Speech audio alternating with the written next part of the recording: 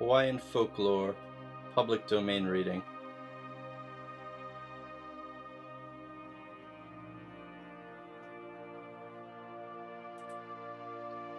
Kalo-Eke-Eke, the Timid Taro.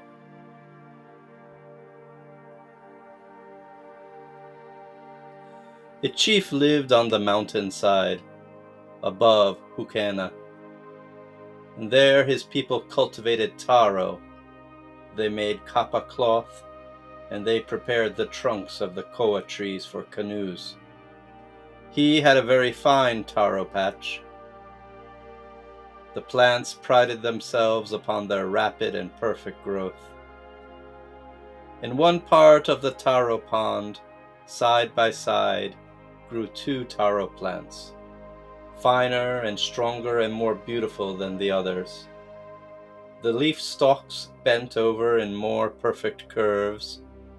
The leaves developed in graceful proportions. Mutual admiration filled the hearts of the 2 taro plants and resulted in pledges of undying affection. One day the chief was talking to his servants about the food to be made ready for a feast.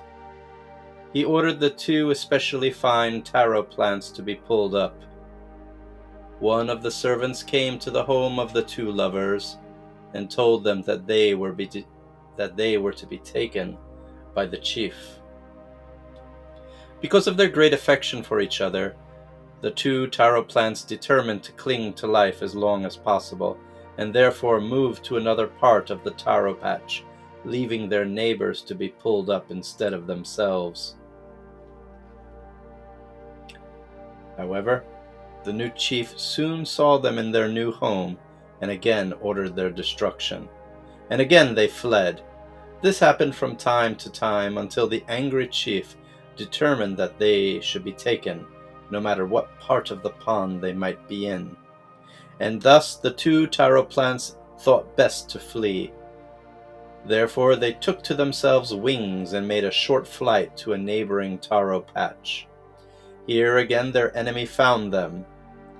A second flight was made to another part of South Kona, and then still to another, until all Kona was interested in the perpetual pursuit and the perpetual escape.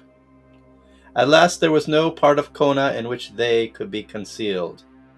A friend of the angry chief would reveal their hiding place, while one of their own friends would give warning of the coming of their pursuer.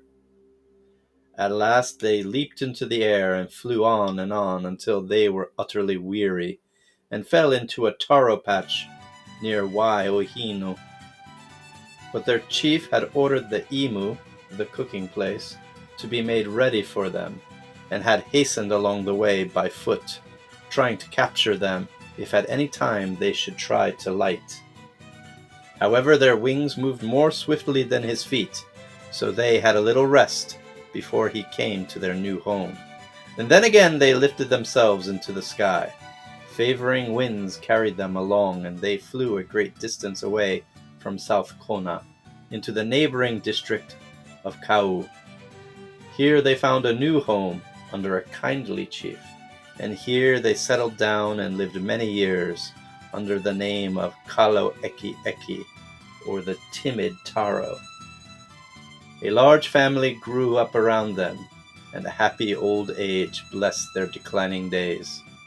It is possible that this beautiful little story may have grown out of the ancient Hawaii unwritten law, which sometimes permitted the subjects of a chief to move away from their home and transfer their allegiance to a neighboring ruler.